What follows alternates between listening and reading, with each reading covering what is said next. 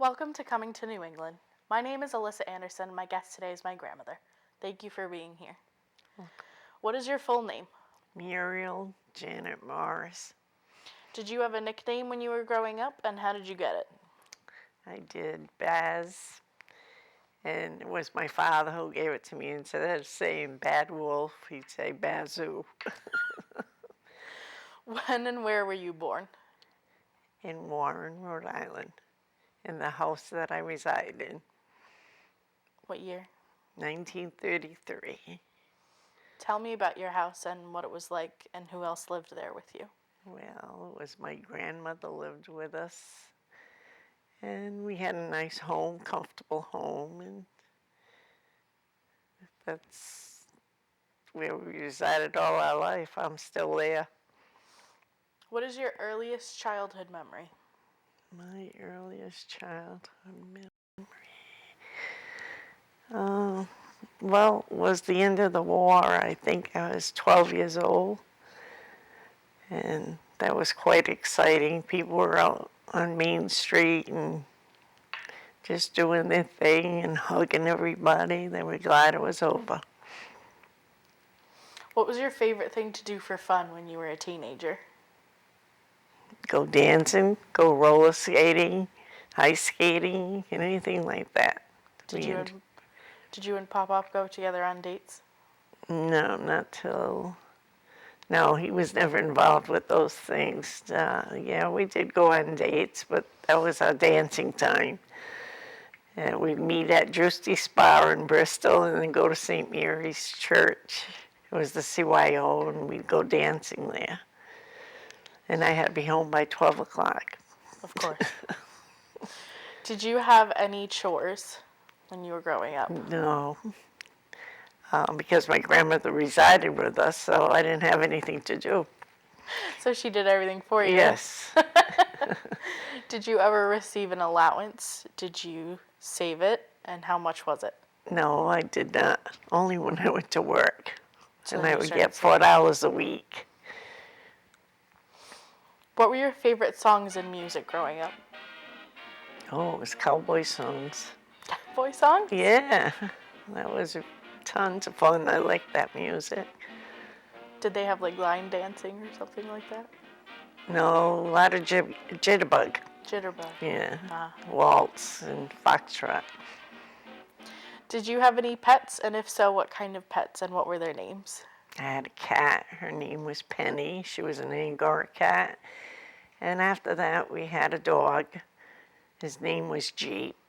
My father got him from someone who was going into the service. And so he just named the dog Jeep because of his owner. Because they use Jeeps. Yeah.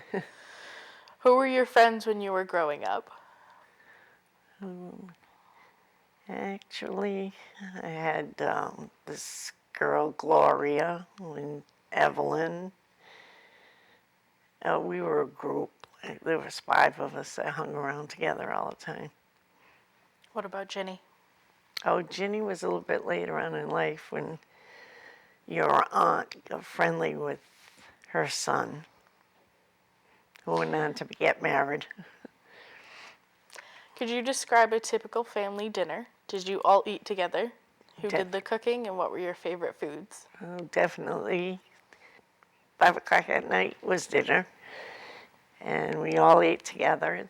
The children had to be home, and my favorite dinner? I'd say a good boiled dinner. Yeah.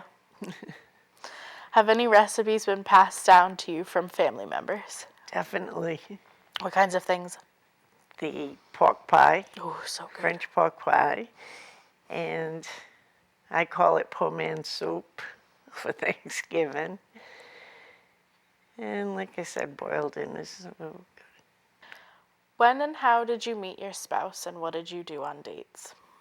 Well, I met him at Drewsty's Spa in Bristol. We used to go there and have a Coke before going to the dance at the CYO, which was St. Mary's Church. And we rode bikes together at Colt State Park, and we went dancing, and we that was it. Watch TV, because that was fairly new to us. Yeah. How did he know it was time to go home? I'd stop putting my hair up in rollers at 9 o'clock. Time to leave.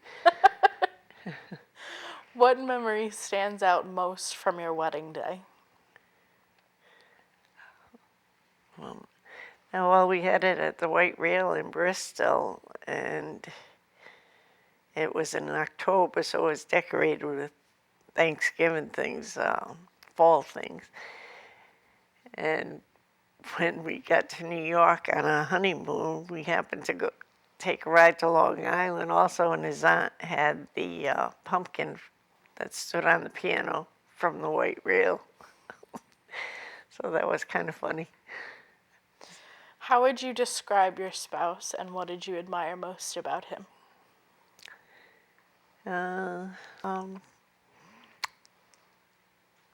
he was a good father, and he was kind of fussy, and he was in the military, so he was a little bit strict in the bringing up the children, and that I admired.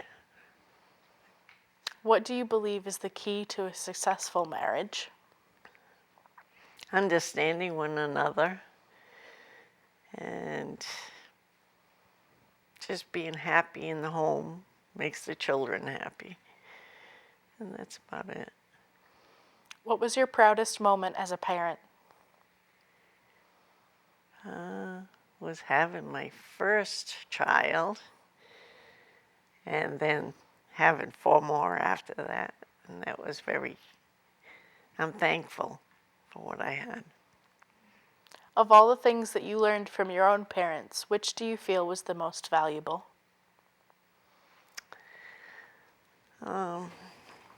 Well, I learned how to save money, and just to be a good mother and take care of what I had to do, and that was it. What world events had the most impact on you while you were growing up? And did any of them affect your family personally? Well, it was when the war ended. I did have 2 members of the family, and one happened to be home on leave, and he just picked me up on Main Street and spun me around, and I'll remember that always. Tell me about the blizzard of 78. What happened early that morning? Who made it home? Where were the rest of your children, and did anything interesting happen over the course of the week? I was still at work, and my floor lady kept saying, "Oh, it's only going to be a dusting." Well, a dusting became a blizzard, and I had to walk home. It took me 1 hour. And To go less than a mile. yeah, and my daughter was at college, at Bryant College, and she had her car there, but she was riding with her boyfriend, so they made it home. My son was at a Lady of Providence, and he had to go over to the hospital to stay because they closed the school down. And my husband was laid up with a bad back, but he was worried about my daughter getting home and also the son. And he's sitting in the door watching the cars go by that were able to. And she got home by her boyfriend pushing the car and telling her to keep going, and I'll catch up to you. So that's what they did, and they finally got home, but she didn't get home to our home. She went to her boyfriend's home and got stuck in the snow, so she stayed there. And my son Paul, he ended up walking home. From Providence? Yes. To Warren? Yes. Because and I kept telling my husband, who was in the National Guard, to have one of the guys pick him up that were taking people back and forth to the hospital, and he wouldn't do it. So he had to walk all the way home. Did the electricity go out? Oh, that's right, the power did go off, and we had just gone and bought a half a beef, and it was in the freezer, And I started cooking everything. And when the National Guardmen would go by, I'd just give them food to take back to wherever. How is the world different today from what it was like when you were a child? Well, I would not walk the streets today, which we did in those days, and didn't have the fear. Now I wouldn't go any place alone at night. How would you define the American dream? As being comfortable in life and having enough money to live, have your own home, cars, or whatever, and your kids all doing well, graduated from college, and all have good jobs.